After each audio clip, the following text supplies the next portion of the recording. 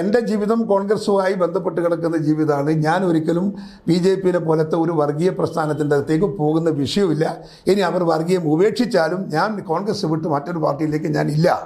പത്രക്കാർ എന്നോട് BJP-യിലേക്ക് പോകുന്നുണ്ടോ എന്ന് ചോദിച്ചപ്പോൾ ഞാൻ പറഞ്ഞത് BJP-യിലേക്ക് പോകണമെന്ന് തോന്നിയാൽ ഞാൻ പോകുന്നതാണ്. അങ്ങനെയാണ് പറഞ്ഞത്. അതിൻ്റെ അർത്ഥം എന്താണ്? ഞാനൊക്കെ തോന്നിയിട്ടില്ല എന്നല്ലേ എൻ്റെ അർത്ഥം. ഞാൻ പോയിട്ടില്ലല്ലോ. പിന്നെന്നാ എനിക്ക് പോകണമെന്ന് തോന്നിയാൽ ഞാൻ പോകും. ഇങ്ങോട്ട് അപ്പോൾ തോന്നില്ല, എനിക്ക് തോന്നാത്തത് കൊണ്ട് തോന്നുന്നില്ലല്ലോ, ചിന്തിക്കുന്നില്ല എന്നല്ലേ എൻ്റെ അർത്ഥം. ഞാൻ പോകാൻ ആലോചിച്ചിട്ടേ ഇല്ലല്ലോ. ആലോചിക്കാത്തൊരു കാര്യം പത്രക്കാർ ചോദിക്കുമ്പോൾ സത്യം പറഞ്ഞാൽ ചൂടായിട്ടാണ് ഞാൻ അങ്ങോട്ട് പറഞ്ഞത്. പോകണം നിനക്കുണ്ടെങ്കിൽ എനിക്ക് പോകാൻ അറിയാം, ഞാൻ പോകും എന്ന് ഞാൻ പറഞ്ഞത് ശരിയാണ്. പക്ഷേ പോകാനല്ല പറഞ്ഞത്. പോകാനാണെങ്കിൽ ഞാൻ അങ്ങനെയല്ലല്ലോ പറയേണ്ടത്, അങ്ങനെയാണോ പറയേണ്ടത്? നമ്മളൊരു എന്താണെന്ന് പറയുക, ഒരു നാടൻ ഭാഷയിൽ സംസാരമില്ലേ, ആ സംസാര ശൈലിയിൽ നിങ്ങൾക്ക് നമ്മൾ തമ്മിൽ വ്യത്യാസം ഉണ്ടാകും കുറച്ച്. തിരുവിതാംകൂർ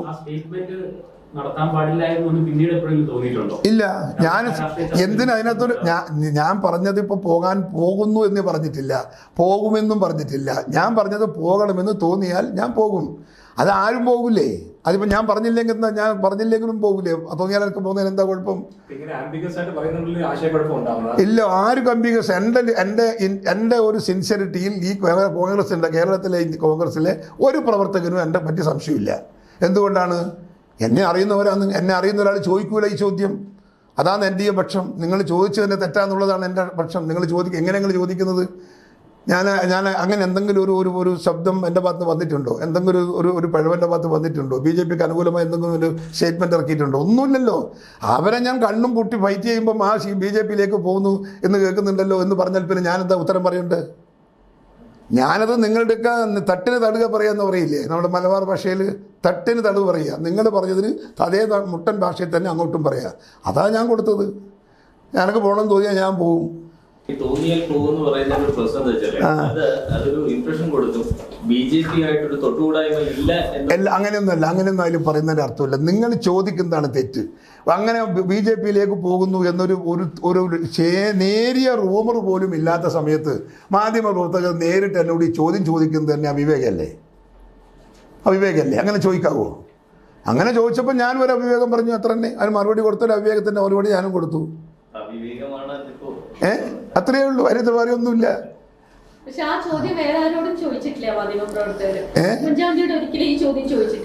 എന്തുകൊണ്ടാണ് ചോദിക്കാൻ? അതായത് നിങ്ങളാ പറയേണ്ട മറുപടി. നിങ്ങളല്ലേ എന്നോട് ചോദിച്ചത്.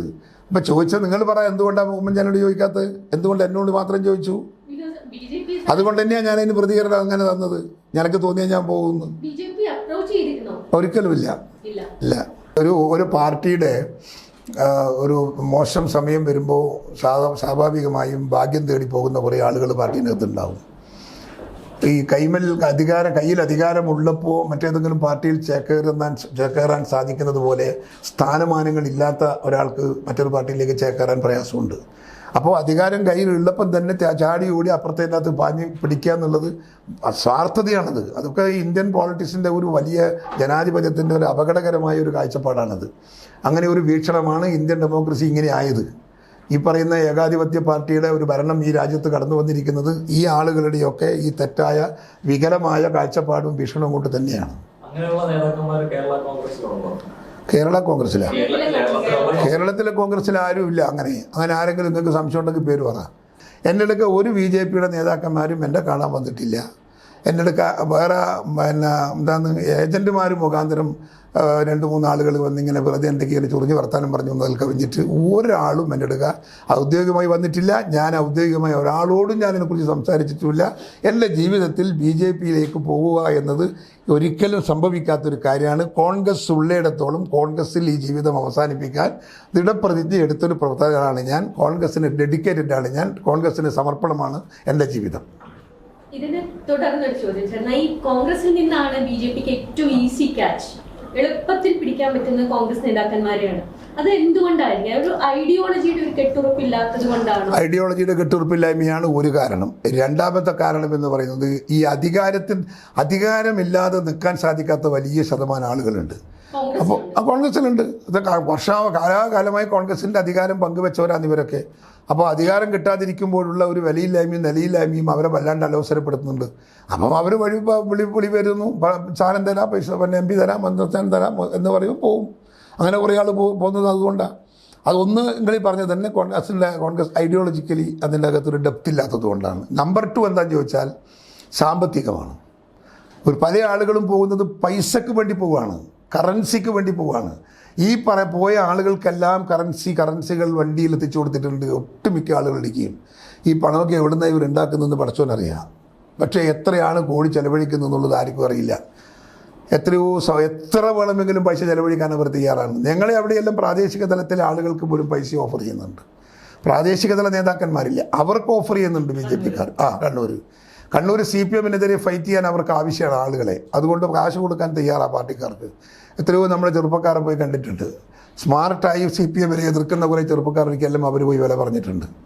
പക്ഷേ അവരൊക്കെ നമ്മളോടുള്ളൊരു സിൻസിയറിറ്റിയും ലോയൽറ്റിയും കൊണ്ട് അവരൊന്നും പോയിട്ടില്ല. നമ്മളെ ഇന്ന് BJP-യിലേക്ക് കണ്ണൂരിൽ നിന്ന് ഒരൊറ്റ പയ്യൻ പോലും പോയിട്ടില്ല. അധികാരം മാത്രമല്ല, ഈ ചില പൊസിഷൻസും ഒക്കെ ഇല്ല. അധികാര സ്ഥാനങ്ങൾ അതെ. BJP-ക്കാര് പല നേതാക്കൾ അദ്ദേഹത്തെ എപ്പോൾ വേണം ഇങ്ങോട്ട് വരാന്നുള്ള രീതിയിലൊക്കെ സംസാരിക്കുന്നു. പക്ഷേ ചെന്നിത്തല ഇതുവരെ അങ്ങനെ പറഞ്ഞിട്ടില്ലല്ലോ, ആലോചിച്ചിട്ടില്ലല്ലോ. എൻ്റെ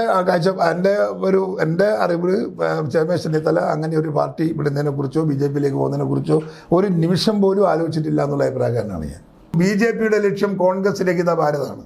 കേരളത്തിൽ കോൺഗ്രസ് വരാതിരിക്കണം എന്നാണ് BJP-യുടെ ലക്ഷ്യം. കോൺഗ്രസിനെ തോപ്പിക്കാൻ BJP-യും സഹായിക്കും. BJP-നെ 1-2 സീറ്റിൽ BJP-നെ അവർ സഹായിക്കും. BJPക്ക് ഏറ്റവും എളുപ്പമുള്ള ശത്രു കോൺഗ്രസ് ആണ്. ഒരിക്കലും അതൊരു CPM-ഓ നമ്മൾ ഉദാഹരണം എടുത്താൽ BJPക്ക് ഒരിക്കലും ജയിക്കാൻ പറ്റാത്ത 4 സംസ്ഥാനങ്ങൾ എടുത്താൽ അതിലൊന്ന് കേരളമാണ്, ഒന്ന് വെസ്റ്റ് ബംഗാളാണ്.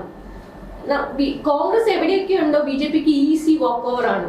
അപ്പൊ ഒരിക്കലും BJPയുടെ നമ്പർ 1 ശത്രു സ്റ്റേറ്റ് വൈസ് ഒരിക്കലും മറികടക്കാൻ അതെ നിങ്ങൾ പറഞ്ഞ മറ്റ് സംസ്ഥാനങ്ങളിലുള്ള സാഹചര്യം ഇല്ലാത്തത് കൊണ്ട് അവർക്ക് അവലംബിക്കാൻ സാധിക്കുന്നത് CPM-നെയാണ്. ഇവിടെ വേറെ പാർട്ടി ഇല്ലല്ലോ. കോൺഗ്രസ് ഇവിടെ ശക്തമാണ്. അപ്പോൾ സ്വാഭാവികമായി ഞങ്ങളെ തോപ്പിക്കണമെങ്കിൽ കോൺഗ്രസ് രഹിത ഭാരതം എന്ന് പറയണമെങ്കിൽ കേരളത്തിൽ നിന്ന് നമ്മൾ പോകണ്ടേ, പുറത്തേക്കാണ്ടേ.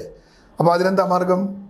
അതിന് മാർഗം അവർക്ക് സഹായിക്കാൻ പറ്റാവുന്ന എളുപ്പം ഒരു 4-5 കോൺസ്റ്റൻസിൽ കുറച്ച് വോട്ട് മറിക്കുക, തിരിച്ച് 2 കോൺസ്റ്റൻസിൽ ഇപ്പുറത്തേക്കും മറിക്കുക. എത്ര എളുപ്പത്തിൽ നടക്കുന്നു. BJPക്ക് അസംബ്ലിയിൽ അംഗത്വം വന്നു, ഇവർക്ക് രാജ്യത്തെ സംസ്ഥാനത്തിൻ്റെ ഭരണമായി. എത്ര എളുപ്പത്തിൽ. വസ്തുതാപരമായ മിസ്റ്റേക്ക് ഇല്ല. അതായത് ഈ BJPക്ക് കേരളത്തിൽ 140 മണ്ഡലങ്ങളിൽ ആകെ ഒരു തവണ കിട്ടിയിട്ടുള്ളത് നിയമമാണ്, രാജഗോപാൽ. പക്ഷെ ഇത്തവണ CPM ആണ് അക്കൗണ്ട് പൂട്ടിച്ചതും. അക്കൗണ്ട് ഞങ്ങൾ ക്ലോസ് ചെയ്യുകയാണ്. എന്നിട്ട് ഇത്തവണ അവിടെ VC വെൻകുട്ടി ജയിച്ചു. അപ്പോ കഴിഞ്ഞ പ്രാവശ്യം അക്കൗണ്ട് ഈ പുള്ളി തുറന്നതാണോ? അല്ല, അത് ആര് തുറന്നു? ഈ പ്രാവശ്യം ഞാൻ പൂട്ടിക്കുന്നു എന്ന് പറഞ്ഞു, പൂട്ടിച്ചു. അപ്പൊ അദ്ദേഹത്തെ ചെയ്തു നമുക്ക് വിശ്വസിക്കാം. അപ്പൊ അതിന്റെ മുമ്പ് ജയിച്ചതോ അതാര് കൊടുത്തതാ? CPM-ന്റെ വോട്ടുകളിൽ ഒരു കുറവും നിയമത്തിൽ ഉണ്ടായിട്ടില്ല, അന്നും ഉണ്ടായിട്ടില്ല, ഇത്തവണ കൂടിയിട്ടേ ഉള്ളൂ. കോൺഗ്രസിന്റെ വോട്ടിലാണ് ഈ നിയമത്ത് കുറവ് വന്നത്. ആ കണക്കുകൾ സർ പരിശോധിച്ചിട്ടുണ്ടാവും. അല്ല, നമ്മുടെ ഭാഗത്ത് ഒരുപാട് വഴിയുണ്ട്, ഒരുപാട് പോരായ്മകൾ ഉണ്ടായിട്ടുണ്ട്.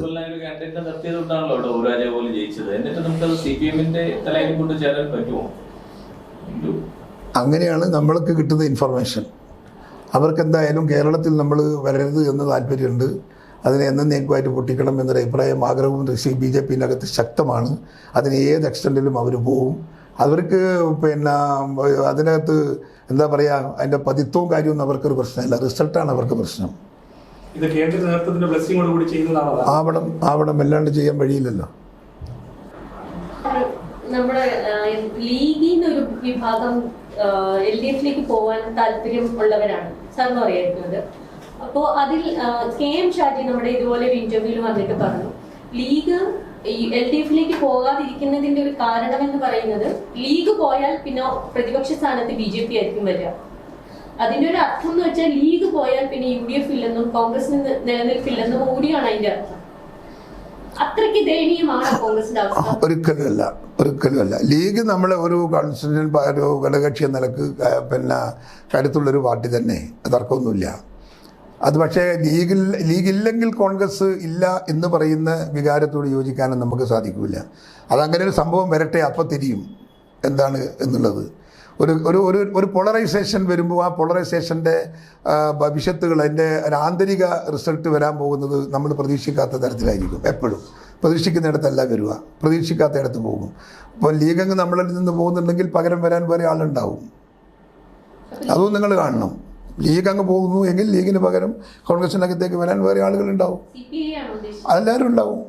എല്ലാ വിനത്തും പാർട്ടിൻ്റെ അകത്ത് എന്താ CPI അസംതൃപ്തരല്ലേ? ജോസ് കെ മാണി അസംതൃപ്തനല്ലേ ഇതിൻ്റെ അകത്ത്? ജോസ് കെ മാണി കഴിഞ്ഞ ആഴ്ചയും ഞങ്ങളോട് സംസാരിച്ചു പറയുന്നത് ഒരു കാരണവശാലും അല്ല, അത് മാണി സാർ പോകുന്ന വരുമ്പോൾ അങ്ങനെ തന്നെയാണ് പറഞ്ഞത്. ആദ്യം പറഞ്ഞതും അങ്ങനെ തന്നെ, നമ്മൾ പോകുന്നില്ല എന്ന്, കോൺഗ്രസ് പോകുന്നില്ല എന്നാണ് പറഞ്ഞത്. അവസാന നിമിഷം വരികയും പോയപ്പോഴേ നമ്മൾ അറിഞ്ഞിട്ടുള്ളൂ പോയി എന്ന്.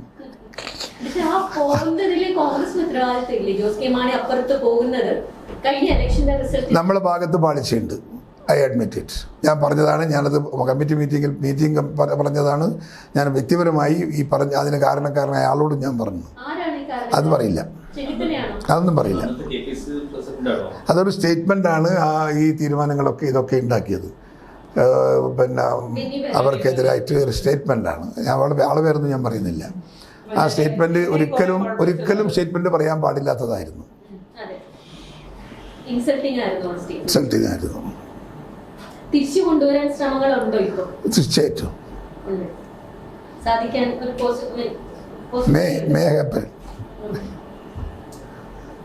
താങ്കൾ KPC പ്രസിഡന്റ് ആകുന്നതുപോലെ, അതായത് ഇതിന് മുന്നേ ഉണ്ടായിരുന്ന പ്രസിഡന്റുമാരൊക്കെ റിലേറ്റീവ്ലി മൈൽഡായ ആൾക്കാരായിരുന്നു എന്നാണ് പൊതുവെ പറയാറ്. മുല്ലപ്പള്ളി ആണെങ്കിലും സുധീറിനാണെങ്കിലും. മുല്ലപ്പള്ളിയും സുധീറിനുമായിട്ടൊക്കെ പാച്ചപ്പ് ചെയ്യും എന്ന ഇടയ്ക്കിടയ്ക്ക് വാർത്തകളുണ്ടായിരുന്നു. ഞാനൊരു പ്രസിഡന്റ് എന്ന നിലക്ക് അവരെ തിരികെ കൊണ്ടുവന്ന് ആക്റ്റീവ് ആക്കാനുള്ള എല്ലാ നടപടിയും ഞാൻ ചെയ്തിട്ടുണ്ട്. പക്ഷെ അവരത് ഉൾക്കൊണ്ടിട്ടില്ല എന്നതുകൊണ്ട് പിന്നെ ഞാനത് സ്റ്റോപ്പ് ചെയ്തു. ഞാൻ സുധീറിൻ്റെ വീട്ടിൽ തന്നെ പോയി സംസാരിച്ചിട്ടുണ്ട്. അതിൻ്റെ അപ്പുറത്ത് എന്താ ഞാൻ ചെയ്യേണ്ടത്? എന്നെക്കൊണ്ട് ചെയ്യേണ്ടത്, ഞാൻ ചെയ്യേണ്ടുന്നത്, ഒരു പ്രസിഡന്റ് എന്ന നിലയ്ക്ക് ഞാൻ ചെയ്യേണ്ടുന്നത് അതിലപ്പുറത്ത് ഞാൻ ചെയ്തിട്ടുണ്ട്. അത് പിന്നെ ഒരാളെ ഇഷ്ടമാണ്, താല്പര്യമാണ്. പക്ഷെ അതിലിറക്കി തന്നെ സുധീരൻ ഇതെല്ലാം രാജിവെച്ചല്ലോ. അദ്ദേഹത്തിൻ്റെ സ്ഥാനമാനങ്ങളൊക്കെ പുള്ളി രാജിവെച്ചില്ലേ? AICC മെമ്പർഷിപ്പ് അതൊക്കെ രാജിവെച്ചല്ലോ. പിന്നെ അയാൾ മെനക്കെട്ടിട്ടില്ല.